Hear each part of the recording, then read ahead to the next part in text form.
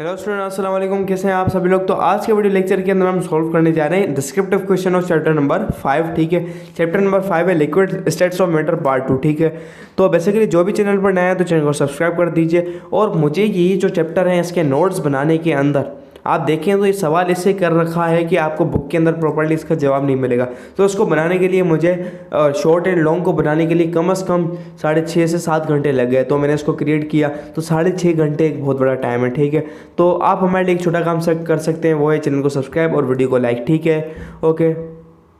तो स्टूडेंट अब आ जाता है हमारा पहला नंबर सवाल, जो कि surface tension, what is surface tension, उसको एक्सप्लेन करना है एग्जांपल के साथ। गिव इट्स यूनिट, उसका यूनिट देना है। Describe the factors that effect on surface tension of liquid, कि लिक्विड की सरफेस टेंशन को क्या क्या चीज़ें इफेक्ट कर सकती हैं। ठीक है, तो आ जाओ नोट्स के अंदर। तो बेसिकली हमने नोट्स तैयार कर लिए थे, मैंने आपको बताया।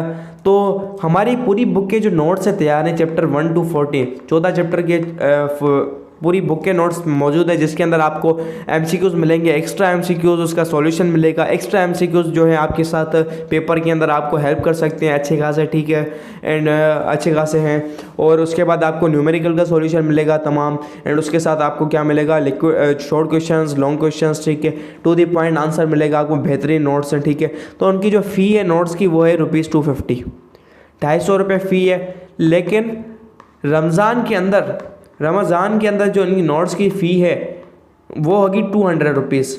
रमज़ान के ऊपर हमने 20% डिस्काउंट चलाया हुआ है। ठीक है, 20% डिस्काउंट के साथ आपको मिलेगा ₹50 का ऑफ, वो है ₹200 हो जाएंगे पूरी रमज़ान तक। ठीक है, रमज़ान के बाद ये ऑफ़र ख़त्म हो जाएगा, फिर से आपको ₹250 लेने पड़ेंगे। अगर आपको नोट्स लेने हो तो ऊपर व्हाट्सएप का नंबर मिल रहा होगा, वहाँ पर कॉन्टैक्ट करके आप नोट्स ले सकते हैं सिर्फ ₹200 के अंदर। ठीक है, देन आ जाता है हमारे पास जवाब, व्हाट इज सरफेस टेंशन का। ठीक है, तो surface tension is the tendency of the surface of a liquid to resist the external forces that tend to increase its surface area. ठीक है, it is result of cohesive forces between water molecule.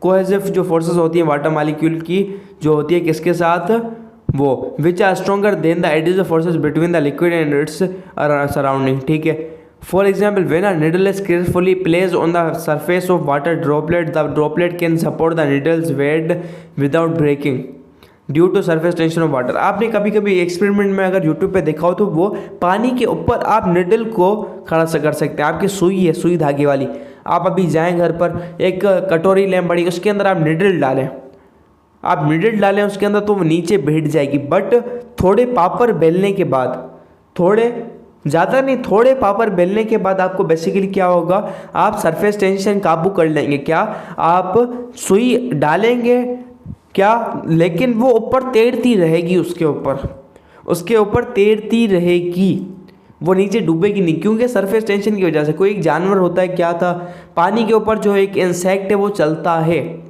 क्यों, surface tension की वजह से। ठीक है, ये सारा काम होता है सरफेस टेंशन की वजह से। ठीक है, इसका यूनिट है हमारे पास, सरफेस टेंशन का यूनिट है force per unit length, Newton पर मीटर। इसका जो यूनिट है न्यूटन पर मीटर। ठीक है, इसका जो यूनिट है वो है आपके पास बेसिकली क्या है, न्यूटन पर मीटर। ठीक है, फोर्स पर यूनिट लेंथ। ठीक है, आपने प्रेशर का देखो, फोर्स पर एरिया है वो न्यूटन पर मीटर स्क्वायर है, बट ये आपके पास, और सेंटीमीटर की बात जाए तो इसकी बात चली जाए डायन पर सेंटीमीटर, इसका क्या डायन सेंटीमीटर वाले लेवल पर इसका यूनिट है। ठीक है, बहुत सारे फैक्टर्स हैं जो कि इसके ऊपर इफेक्ट करते हैं। किसके ऊपर इफेक्ट करते हैं, सरफेस टेंशन की लिक्विड को डिक्रीज कर सकते हैं। ठीक है, कौन से फैक्टर हैं, several factors that can affect the surface tension of liquids including temperature, pressure। Temperature भी इफेक्ट करता है, प्रेशर भी, प्रेजेंस ऑफ सोल्यूट, के सोल्यूट कितने प्रेजेंट है उसके अंदर। Generally surface tension decreases with increase in temperature. आप जितना टेम्परेचर बढ़ाएंगे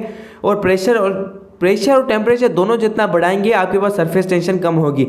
as the increase energy of particle at higher temperatures and pressure weaken the intermolecular forces between them. ठीक है, the presence of solutes such as soap or detergent can also decrease surface tension by interfering with the cohesive forces between the liquid molecules at the surface। अगर आप detergent, shampoo वगैरह आप डालेंगे तो उसकी वजह से आपके पास क्या होगी, सरफेस टेंशन डिक्रीज हो जाएगी।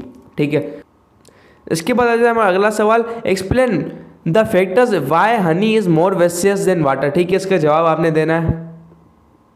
ये आ गया हमारे पास जवाब, now it's time to change colour. ठीक है, there are several factors that contribute to higher viscosity of honey compared to water। ठीक है, शुगर कंटेंट के शुगर कितना है, Honey contains high concentration of sugars, Honey के अंदर होता है हाई अमाउंट के अंदर जो होता है शुगर पाई जाती है क्योंकि वो मीठी होती है, जो कि इसकी विजिबिलिटी इंक्रीज करते हैं। The sugar molecule get in the way of movement of the water molecules making harder for the flow honey to flow. तो हनी को फ्लो करने को मुश्किलात क्रिएट करते हैं, वो इजीली फ्लो नहीं हो पाती, ठीक है। हाइड्रोजन बॉन्डिंग, ठीक है, honey molecules are capable of forming a strong hydrogen bond with each other which increases the viscosity of the liquid. Water molecules can also form hydrogen bonds but the honey has a high concentration of molecules that can participate in this bonds. तो honey के जो molecules होते हैं वो ज़्यादा होते हैं, वो क्यों, शुगर वगैरह मालिक्यूल होते हैं वो हाइड्रोजन बॉन्डिंग को ज़्यादा कर सकते हैं as compare to water. So that hydrogen bonding ज़्यादा होने की वजह से ये जो फोर्स होती है वो बढ़ जाती है, इंटरमोलिकुलर फोर्स, सो डेट इसकी जो विस्कोसिटी है ज़्यादा हो जाती है as compare to water. Particle size, honey contains suspended particles such as pollen, beeswax, which can also contribute to its higher viscosity. These particles act as obstacle to the flow of liquid. तो ये obstruct करते हैं, मुश्किलात create करते हैं, रुकावट डालते हैं किसको, हनी के अंदर फ्लो होने की वजह से, फ्लो होने के बायस, ठीक है। Temperature, the viscosity of honey decrease with increase in temperature but it still remains more viscous than water at the same temperature due to the other factors mentioned above. तो temperature बढ़ाने से क्या होगी, decrease होती, viscosity जो होती है कम हो जाती है टेम्परेचर को बढ़ाने से, ठीक है। आप टेम्परेचर बढ़ाएंगे विस्कोसिटी डिक्रीज हो जाएगी, बट आप टेम्परेचर को कांस्टेंट रखें फिर भी आपके पास सेम टेम्परेचर पर क्या हनी ज़्यादा विस्कस रहेगी पानी से, ठीक है। तो क्यों रहेगी, क्योंकि ऊपर हमने 3 रीज़न बता दी, sugar content, hydrogen bonding, particle size, ठीक है। ओवरऑल इन द एंड मैं आपको बताऊं, the combination of high sugar content, strong molecular force, intermolecular forces and suspended particles make honey more viscous than water. तो ये 3 चीज़ें हैं हमारे पास, कौन सी, sugar, high sugar content, strong intermolecular forces, suspended particles क्या करते हैं, ज़्यादा विस्कस बनाते हैं हनी को एज कम्पेयर टू वाटर, ठीक है, वाटर। अब आ जाता है अगला सवाल, ठीक है, what is hydrogen bond. Hydrogen bond क्या होता है, ये कैसे बनता है, इसकी एप्लीकेशन दीजिए इंडस्ट्रियल एंड बायोकेमिकल प्रोसेसेस के अंदर, ठीक है। ये थोड़ा अजीब सवाल है, ठीक है। हाइड्रोजन बॉन्ड क्या, hydrogen bonding basically intermolecular forces हैं, अट्रैक्शन की एक इंटरमोलिकुलर अट्रैक्शन की एक फोर्स है hydrogen bonding, that occurs between a hydrogen atom bonded to a highly electronegative atom. Hydrogen का किसी भी हाईली इलेक्ट्रोनेगेटिव एटम के साथ बॉन्ड होता है, HF, HO, HCl, ठीक है, हाईली इलेक्ट्रोनेगेटिव एलिमेंट्स, ठीक है, HN। जितना ज़्यादा होगा उतनी ज़्यादा इंटरमोलिकुलर फोर्स होगी, उतनी ज़्यादा हाइड्रोजन बॉन्डिंग टाइट होगी, ठीक है, जितना ज़्यादा इलेक्ट्रोनेगेटिव एटम होगा, such as nitrogen, oxygen, fluorine, and another highly electronegative atom in a nearby molecule. The hydrogen bond is established due to the attraction between the partial positive charge on the hydrogen atom and the partial negative charge on the electronegative atom of the neighboring molecule, ठीक है। बराबर वाले molecule की जो electronegative charge होता है, negative का positive के साथ अट्रैक्शन, ठीक है। अब इसकी जो होती है आपके पास कैसे बनता है, तो ये बनने के प्रोसेस को आपके पास the hydrogen bond is establish, ये आ गया। फिर अब इसकी एप्लीकेशन देनी है इंडस्ट्रियल और बायोकेमिकल प्रोसेस के अंदर, ठीक है। In industrial processes hydrogen bonding है several application including production of polymers जिसके थ्रू बनते हैं। Hydrogen bonding is used production of polymers. Hydrogen bonding is used in the production of certain polymers such as nylon and polyester which have strong and durable fibers, ठीक है। हमें जो होती है nylon वगैरह पॉलिएस्टर बनाने में इसकी जो है बहुत ज़्यादा हेल्प होती है, ठीक है। इसके बाद आ जाता है मैन्युफैक्चर ऑफ एडिसिव्स।